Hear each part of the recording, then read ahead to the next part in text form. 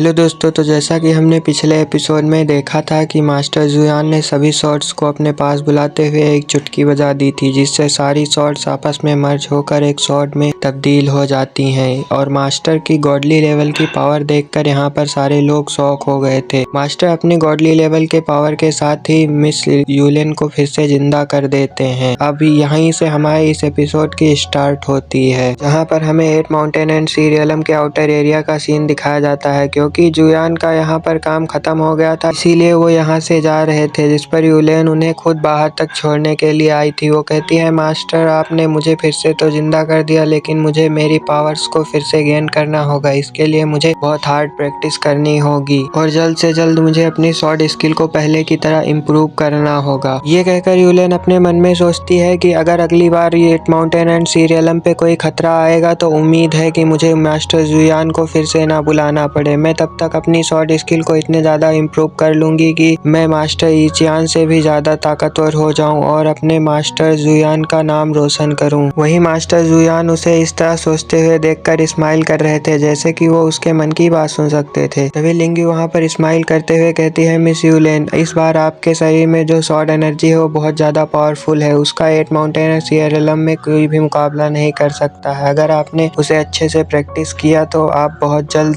Sword realm के peak पर पहुंच जाएंगी। मिस लिंगू की ये बातें सुनकर यूलेन के फेस पर भी स्माइल आ गई थी। तभी मास्टर जुयेन अपने हेवनली स्टोन को समन कर लेते हैं। वो उसे कहते हैं, इस रियलम से मुझे टेलीपोर्ट कर दूसरे रियलम में लेके चलो। उनका इशारा पाते ही वो गॉडली स्टोन भी तुरंत ही अपीयर होते हुए उन्हें दूसरे रियलम में टेलीपोर्ट करना स्टार्ट कर देता है। मास्टर जुयान भी उसमें अपनी थोड़ी सी स्पिरिचुअल एनर्जी डाल देते हैं, ताकि अगली बार की तरह वो किसी गलत स्पिरिचुअल वर्ल्ड में उन्हें टेलीपोर्ट ना करे। मास्टर जुयान यहाँ से जाते हुए कहते हैं, यूलेन तुम अपनी प्रैक्टिस पर पूरा ध्यान देना। जिस पर यूलेन भी सर हिलाते हुए कहती है, मास्टर अगली बार अगर आपकी और मेरी मुलाकात होगी तो मैं जरूर आपको हैरान कर दूंगी अपनी स्वॉर्ड स्किल्स से। वो ये सब कह ही रही थी कि तभी मास्टर जुयान यहाँ से टेलीपोर्ट हो जाते हैं नेक्स्ट रियलम के लिए। ये सब देखकर तो यूलेन भी थोड़ा सा सैड हो गई थी, क्योंकि बहुत ही कम अरसे में उनका और मास्टर का बहुत अच्छा बॉन्ड बन गया था। अब ये सीन यहाँ पर शिफ्ट होता है और हमें 7 मेरिडियंस के किमी रियलम का सीन दिखाया जाता है। यहाँ पर हमें एक टेलीपोर्टेशन अरे भी दिखाया जाता है, जो कि बहुत ही ज्यादा डैमेज था। तभी मास्टर जुयान यहाँ पर टेलीपोर्ट होकर पहुंच जाते हैं और उन्हें यहाँ पर पहुंचाने के बाद गॉडली स्टोन भी फिर से अब मास्टर की बॉडी में चला जाता है। इसके बाद वो तीनों यहाँ से आगे बढ़ने लगते हैं। लिनी वहाँ पर टेलीपोर्टेशन अरे को काफी ज्यादा गौर से देखने के बाद कहती है, ये टेलीपोर्टेशन अरे तो बहुत ज्यादा डैमेज लग रहा है। अगर गॉडली स्टोन ने हमारी यहाँ पर टेलीपोर्ट होने में मदद न की होती तो हमें यहाँ पर आने में बहुत सारी मुसीबतों का सामना करना पड़ता। वहीं बर्निंग क्रो को ये जगह बहुत ही ज्यादा डरावनी लग रही थी। बर्निंग क्रो आगे बढ़ते हुए बहुत ज्यादा डर रहा था। तभी वो एक पिलर से टकरा जाता है। उस पिलर से टकराने के बाद बर्निंग क्रो को ऐसा लग रहा था जैसे वो किसी इंसान से टकरा गया, लेकिन जब वो अपनी आंखें खोलता है तो वो चौंक जाता है, क्योंकि उसके सामने तो एक डरावना पिलर था। ये देखकर वो कहता है, जब मैं इससे टकराया था तो मुझे तो लगा था ये इंसान है, लेकिन ये तो एक पिलर निकला। यहाँ का डरावना नजारा देख के वो बहुत ज्यादा डर जाता है और वो दौड़ के इंसेस्टर जू के पास आ जाता है और उनके साथ ही चलने लगता है। बर्निंग क्रो ये जगह देखकर कहता है, मुझे लगता है ये टेलीपोर्टेशन अरे बहुत ही समय से इस्तेमाल नहीं हुआ है। इस जगह के लोग बहुत ही ज्यादा आलसी हैं, वो एक बार आकर इस टेलीपोर्टेशन अरे का सफाई भी नहीं कर सकते हैं क्या। ये सुनकर लिंगू बर्निंग क्रो को डराते हुए कहती है, तुमने यहाँ पर एक बात नोटिस की, जब से हम यहाँ पर आए हैं हमें एक भी लिविंग थिंग्स की आवाज सुनने को नहीं मिली है। लिंगू की बात सुनकर बर्निंग क्रो वहीं पर रुक जाता है और इस बात को सोचते हुए वहाँ की सारी जगह को देखने लगता है, लेकिन वहाँ पर उसे बहुत ही ज्यादा डर लग जाता है। इसीलिए वो दौड़कर फिर से मास्टर जुयान के पास आ जाता है और इसके बाद वो तीनों लोग यहाँ से ऐसे ही आगे की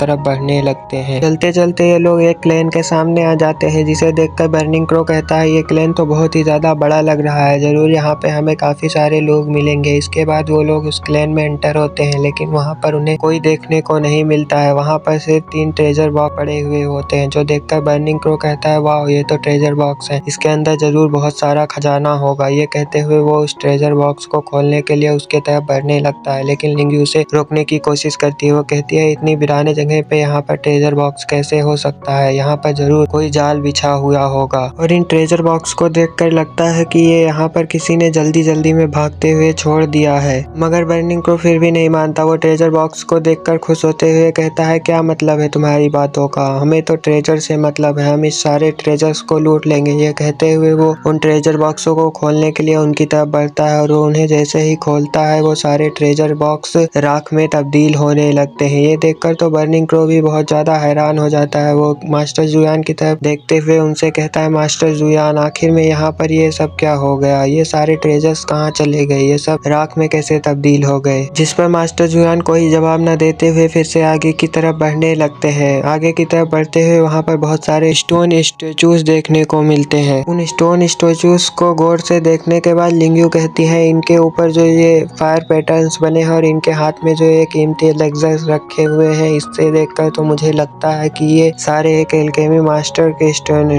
स्टेचूज हैं और मुझे लगता है ये सारा क्लेन ही फिल रिफाइनिंग करने में माहिर होगा। जो सुनकर वहाँ पर बर्निंग क्रो कहता है कि लेकिन ये सब तो स्टोन्स हैं। ये सुनकर लिन्यू बर्निंग क्रो को डराने के लिए उससे कहती है कि तुम इस जगह को देख रहे हो, ये ऐसे ही नहीं खंडर हुआ है। यहाँ पर हवा न आने के कारण ही ये पूरी जगह वीरानी और खंडर हो चुकी है और यहाँ पे इन दीवारों को देखकर तो ऐसा लगता है कि यहाँ पे पिछले 10,000 सालों से कोई भी नहीं आया होगा। ये सब कहते हुए ये लोग आगे ही बढ़ रहे थे कि तभी बर्निंग क्रो को वहाँ पर फायर दिखती है। वो कहता है, वहाँ पर सामने देखो, वहाँ पर फायर जल रही है, वहाँ पर जरूर कोई ना कोई हमें मिलेगा। ये सुनकर लिंग्यू बर्निंग क्रो का और भी मजा लेते हुए उससे कहते हैं, तुमसे किसने कहा कि इंसान ही सिर्फ आग जला सकते हैं? ये सुनकर तो बर्निंग क्रो अब और भी ज्यादा डर गया था। वो तो अब लिन्यू से भी डर रहा था, इसीलिए वो तेजी के साथ दौड़कर मास्टर के कंधे पर जाकर छिप जाता है। बर्निंग क्रो को इस तरह डरा हुआ देखकर लिन्यू जोर जोर से हंसने लगी थी। उसके बाद जैसे ही ये लोग आगे बढ़ते हैं उन्हें वहाँ पर एक स्पिरिचुअल फायर दिखती है जो एक फर्नेस के नीचे जल रही थी।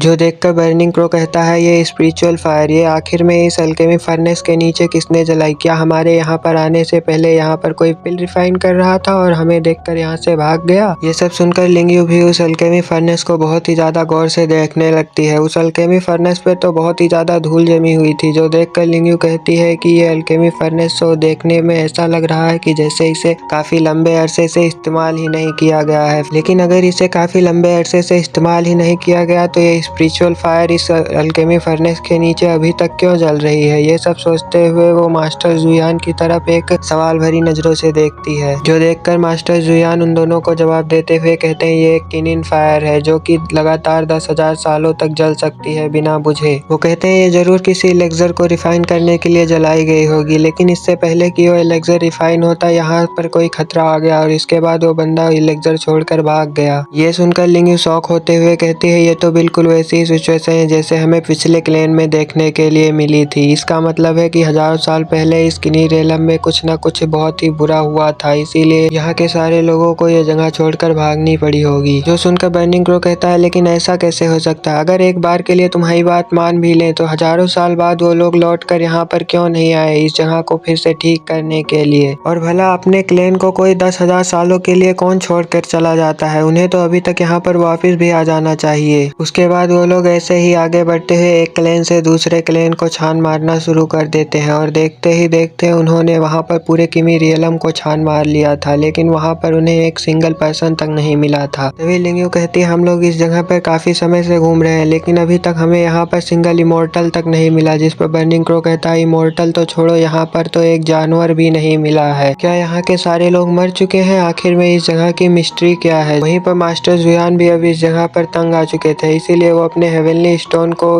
बाहर निकालते हुए उससे कहते हैं, यहाँ पर लिविंग थिंग्स को स्कैन करना स्टार्ट कर दो। जिनका आदेश पाते ही हेवनली स्टोन भी वहाँ पर सभी जगह को स्कैन करना शुरू कर देता है। वहाँ पर वो लिविंग थिंग्स की खोज कर रहा था। जो देखकर बर्निंग क्रो खुश होते हुए कहता है, आखिरकार मास्टर ने एक्शन ले ही लिया। ये हेवनली स्टोन तो यहाँ के लिविंग थिंग्स को चुटकियों में ढूंढ लेगा। वो लोग चाहे जहाँ भी छुप कर बैठे हो, ये इन्हें जरूर स्कैन कर लेगा। लेकिन वहीं पर हम देखते हैं कि वो हेवनली स्टोन भी इस पूरी जगह को स्कैन करने के बाद वहाँ पर एक भी लिविंग थिंग्स को सेंस नहीं कर पाता है। जो देखकर लिंग्यू शॉक होते हुए कहती है, क्या यहाँ पर एक भी लिविंग थिंग्स क्रिएचर नहीं मौजूद है? लिंग्यू अभी ये सब कह ही रही थी कि तभी मास्टर जुयान को वहाँ पर नीचे किसी के होने का एहसास होता है, जिसके बाद मास्टर जुयान वहाँ पर नीचे उतर जाते हैं। लेकिन वहाँ पर फिर से वही शांति थी, वहाँ पर उन्हें कोई नहीं मिलता है। ये देखकर मास्टर जुयान अब पैदल ही वहाँ से आगे बढ़ने लगते हैं। दूसरी तरफ बर्निंग क्रो तो यहाँ पर बहुत ही ज्यादा डरा हुआ था इस पूरी जगह को देखकर। वो कहता है, जब से मैं यहाँ पर आया हूँ मुझे ऐसा लग रहा है जैसे कोई चीज मेरा पीछा कर रही है। ये सब कहते हुए वो किसी चीज से टकरा जाता है। इसके बाद वो आग बंद कर कहता है, प्लीज मुझे मत मारना, मुझे छोड़ दो। जो सुनकर लिंग्यू भी पीछे घूमकर उस चीज पर अटैक अटैक करने की कोशिश करती है, लेकिन जब वो वहाँ पर देखती है तो वो कहती है ये तो बस एक पेड़ की टहनी है। जो देखकर बर्निंग क्रो गुस्सा होते हुए कहता है मैं इस टहनी को छोड़ूंगा नहीं। ये कहते हुए वो उस टहनी को तोड़ने के लिए जाने लगता है। वो उस टहनी को जैसे ही तोड़ता है वो पीछे की तरफ गिरने लगता है। वो टहनी भी उसे लगने ही वाली थी कि लिंग्यू उसे डिस्ट्रॉय कर देती है, लेकिन अभी वो दोनों वहाँ पर कुछ समझ पाते कि तभी उनके ऊपर एक डिमोनिक क्रिएचर अटैक कर देता है। जो देखकर बर्निंग क्रो थोड़ा सा पीछे आते हुए अब बहुत ही ज्यादा गुस्सा हो जाता है। वो कहता है तुम्हारी हिम्मत कैसे हुई मेरे ऊपर अटैक करने की। ये कहते हुए वो अपने डीमन किंग वाले रूप में आ गया था और डीमन किंग ने उस डिमोनिक क्रिएचर को खत्म करने के लिए वहाँ के सारे जंगल में आग लगा दिया था। और वो उस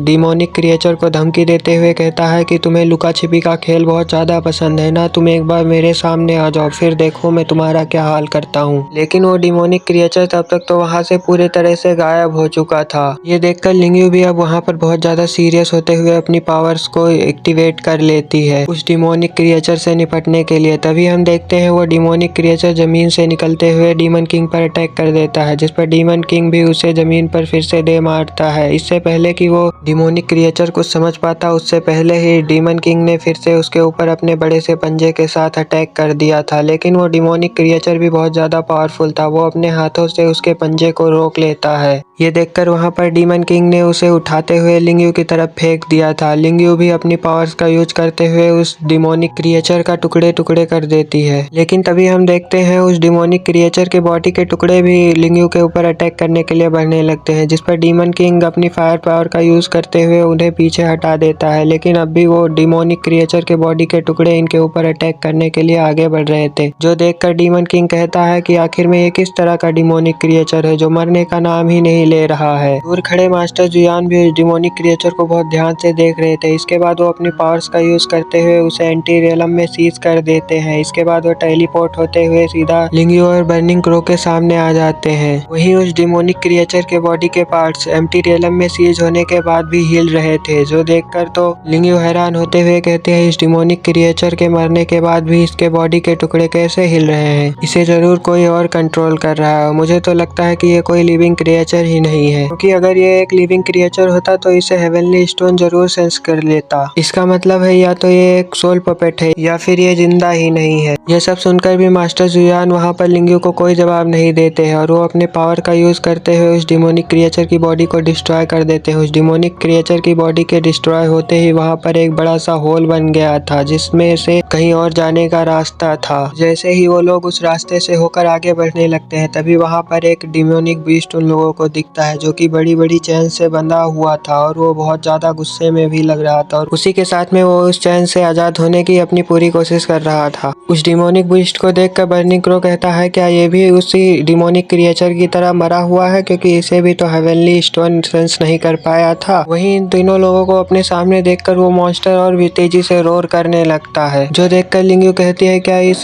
किमी रियलम को ऐसे ही मॉन्स्टर ने घेर रखा है। दूसरी तरफ इन लोगों को देखकर उस मॉन्स्टर को अब बहुत ज्यादा गुस्सा आ रहा था। अब तो वो रोर करने के साथ साथ अपने हाथ पांव भी चलाने लगा था इनके ऊपर। यहाँ ये सब चल ही रहा था कि तभी मास्टर जुयान को उसी पर्सन के होने का एहसास होता है जो थोड़ी देर पहले उन्हें किमी रियलम को चेक करते हुए हुआ था। ये एहसास इस बार होते ही मास्टर जुयान अपनी पावर्स का यूज करते हुए उसे अपने सामने ले आते हैं। ये पर्सन और कोई नहीं बल्कि एक छोटा सा बच्चा था। उसे अपने सामने देखकर मास्टर जुयान उसे चेक करते हैं कि ये अभी जिंदा है या मर चुका है, लेकिन उसकी बॉडी से लिविंग एयर निकल रही थी, जिसका मतलब था कि वो बच्चा अभी भी जिंदा था। अजीब बात तो ये थी कि उसके जिंदा होने के बाद भी वो हेवनली स्टोन इसे सेंस क्यों नहीं कर पाया था। वहीं वो बच्चा भी मास्टर जुयान को अपने सामने देखकर उनसे फाइट करने के लिए रेडी हो गया था। और इसी कमाल के सीन के साथ हमारा एपिसोड यहीं पर खत्म हो जाता है। मिलते हैं नेक्स्ट एपिसोड में। वीडियो पसंद आया हो तो वीडियो को एक लाइक करें और अगर चैनल पे नए हैं तो चैनल को सब्सक्राइब करें। मिलते हैं नेक्स्ट वीडियो में।